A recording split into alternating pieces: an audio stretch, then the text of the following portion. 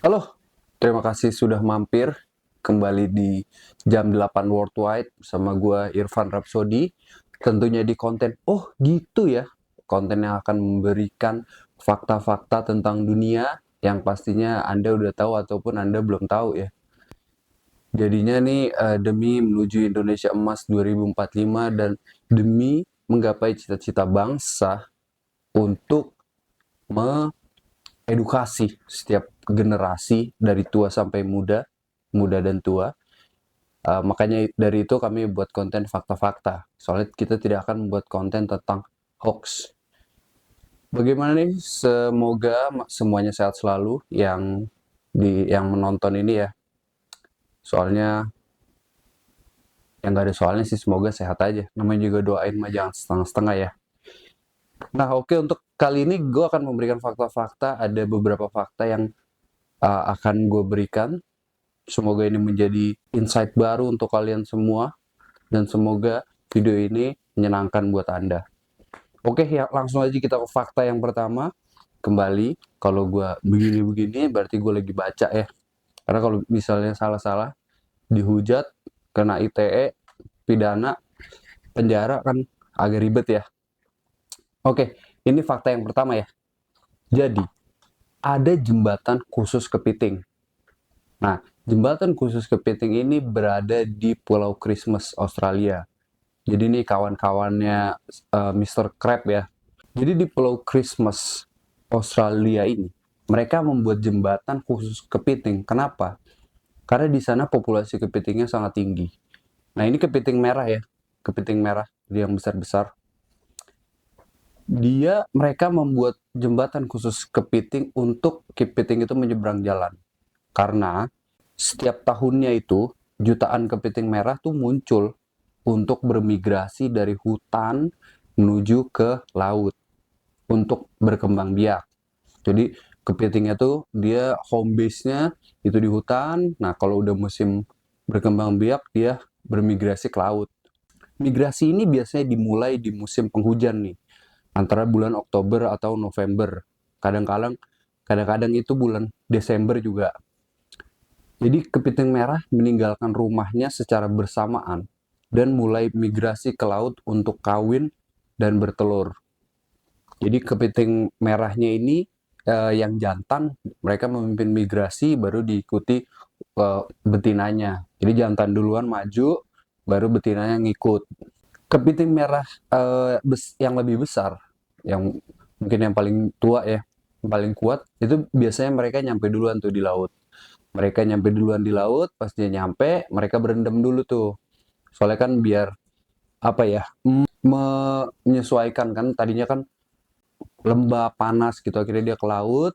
Setelah dia berendam, dia akan kembali ke pantai, dia ngebuat lobang-lobang gitulah, lobang kayak parit gitu.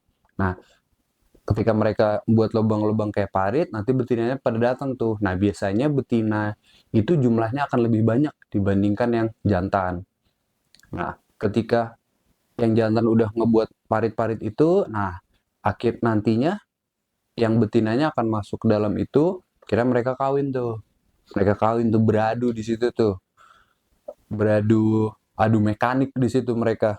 Setelah kepiting merah itu ngebuat parit atau liang, habis itu kan mereka kawin. Nah, setelah kawin, kepiting merah jantannya ini akan kembali ke laut untuk berendam.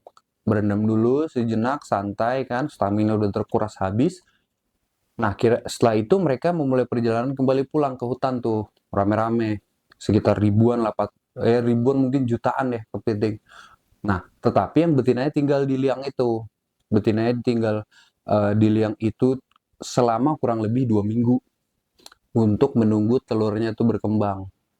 Jadi kawin, nunggu 2 minggu telurnya berkembang. Nah, karena setiap betina itu mampu memproduksi sekitar 100.000 telur gitu dalam 2 minggu. Nah, setelah telurnya berkembang, itu betinanya itu akan melepas telurnya ke laut. Jadi telur-telurnya itu akan dilepas ke laut dan akhirnya yang betinanya baru kembali ke hutan. Nah, jadinya nanti telurnya itu akan menetas sendiri.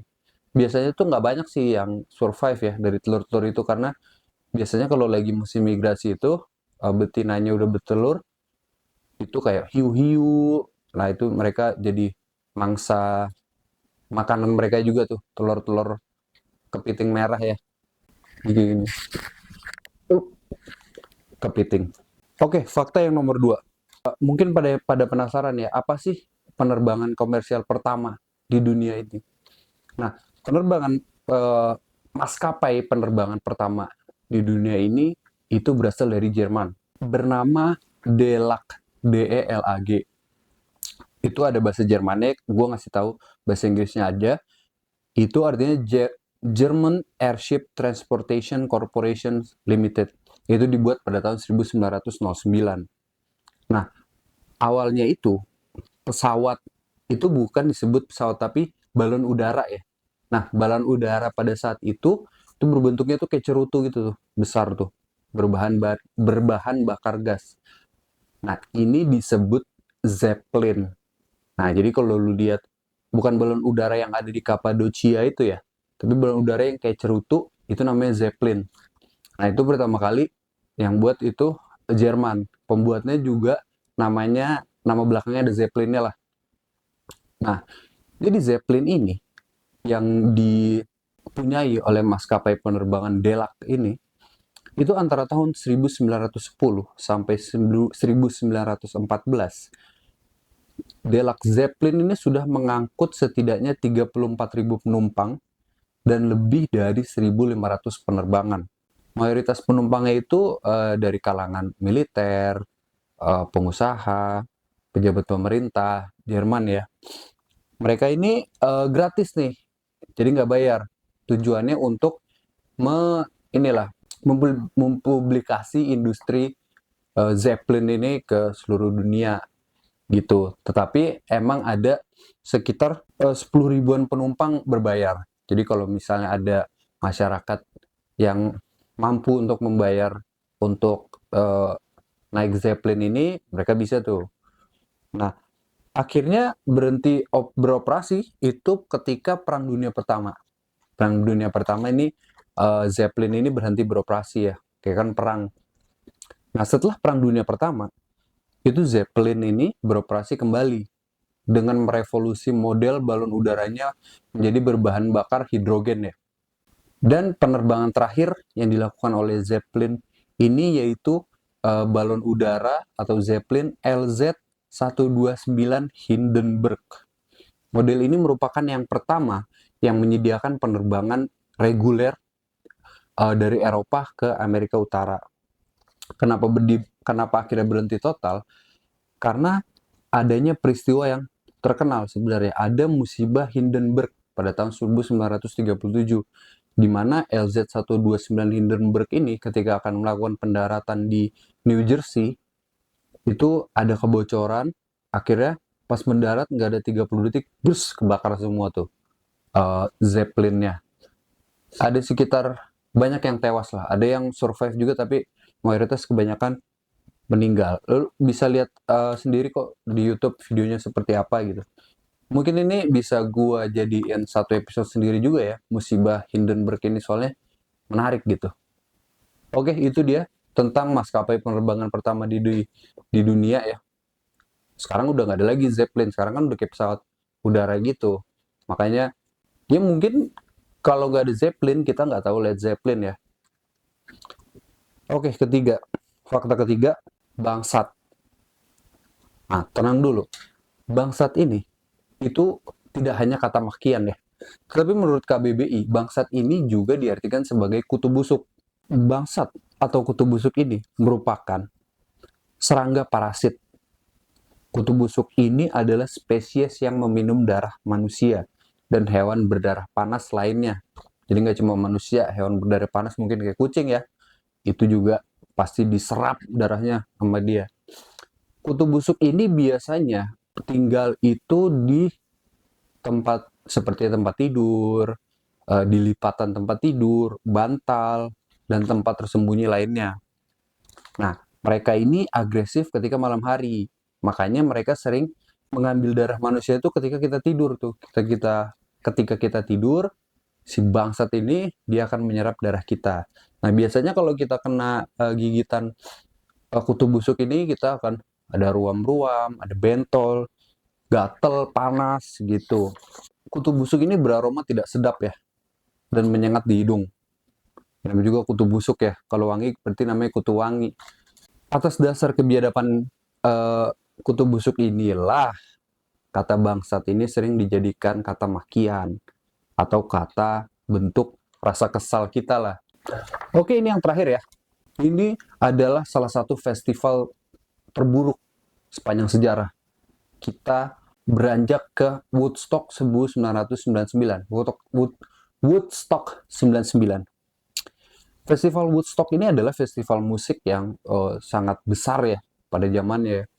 Terhitung tuh ada 3 kali festival Woodstock. Yang pertama tuh tahun 69, di mana kita tahu ada Jimi Hendrix, ada Janis Joplin, habis itu ada kaum-kaum hippie yang gini-gini. Habis itu ada di tahun 94 dan terakhir tahun 99. Nah, di tahun 1999 ini promotornya itu sebenarnya tidak mau mengulangi kesalahan yang sama di tahun 94 karena tahun 94 promotornya itu mengalami kerugian. Jadi promotornya mereka ingin tahun 99 ini oke, gue nggak mau rugi nih, gue pengen untung setinggi-tingginya nih.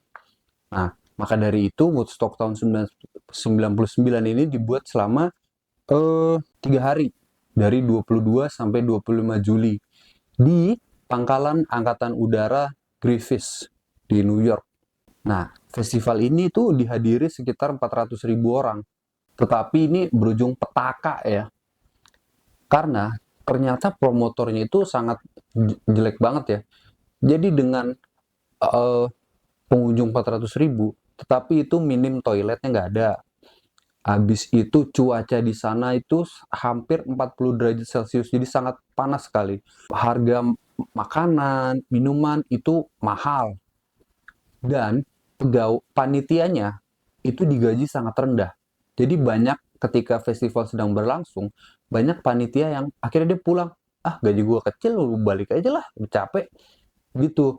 Nah, atas dasar itulah tercipta kerusuhan gitu. Soalnya di situ Woodstock 99 itu banyak yang pakai tenda-tenda kan. Jadi mereka camping di situ. Nah, tapi karena minimnya air bersih, mahal harganya buat makanan dan minuman, akhirnya timbul kerusuhan. Tidak hanya kerusuhan ya, ada kekerasan pelecehan seksual, ada pencurian, dan karena minimnya toilet portable dan toilet biasa gitu ya. Karena di sana pangkalan udara kan. Jadi memakainya toilet portable, akhirnya banyak yang buang air besar sembarangan tuh ketika itu. Jadi tercatat ini ada 3 orang meninggal. Ada yang karena hypertermia, karena panas cuaca, buat cuaca terlalu panas, kira dia pingsan dan meninggal. Ada yang ditabrak ketika kerusuhan, tabrak mobil. Ada yang satu lagi terkena serangan jantung, gitu. Nah, sampai sekarang ini belum ada lagi Woodstock yang terbaru gitu. Karena isunya kan 2023 katanya Woodstock mau kembali nih, tapi sekarang udah 2024 nggak ada. Nah, ini jadi pelajaran juga buat mungkin para promotor ya. Kan kita sering lihat promotor, oh tiba-tiba di cancel acaranya, dilariin duit. Nah, kita jangan kayak gitulah. Walaupun sebenarnya di Indonesia sempat ada insiden juga di Bandung, yang akhirnya menginspirasi lagu Seringai Dilarang di Bandung, itu. Nah, desas-desusnya ya, rumor yang beredar, kerusuhan ini tercipta. Ini yang gue tonton ya. Kalau mungkin lo ada opini yang lain, silakan komentar di bawah. Jadi itu dimulai ketika Limp Bizkit manggung. Jadi Limp Bizkit manggung tuh udah semi chaos lah. Apalagi pada saat itu Limp Bizkit liriknya sangat ofensif ya. Ada satu lagunya apa ya? Pokoknya menyuruh kita untuk udah kita hancurin aja nih. Emang lagu yang seperti itu. Nah, ada kok videonya. Jadi waktu dia menyanyikan lagu itu udah penonton tuh udah ada chaos. Adalah penonton yang di atas papan gitu, diangkut-angkut, udah lempar-lemparan triplek. Sebenarnya vokalisnya tuh udah disuruh udah stop stop. Nah, tapi dia tetap ini kan, tetap melanjutkan ini konser gitu. Nah, dari situlah kerusuhan terjadi. Nah, yang meninggal karena hyperthermia tadi itu menurut artikel yang gue baca itu ketika dia moshing, ketika berada di mosh pit sewaktu Metallica sedang manggung. Oke, jadi itu untuk hari ini fakta-faktanya. Terima kasih sudah meluangkan waktu untuk menonton ini sampai habis. Kalau ada masukan dan saran tentang fakta apa lagi ya, atau enggak kalian ingin bahas gue tentang apa berdasarkan fakta, silahkan komentar aja di bawah. Kalau enggak, ya udah mau gimana gimana lagi. Pesan saya terakhir, silakan cepat tentukan pilihan Anda karena sebentar lagi akan pemilu ya. Ya, terserah lu deh.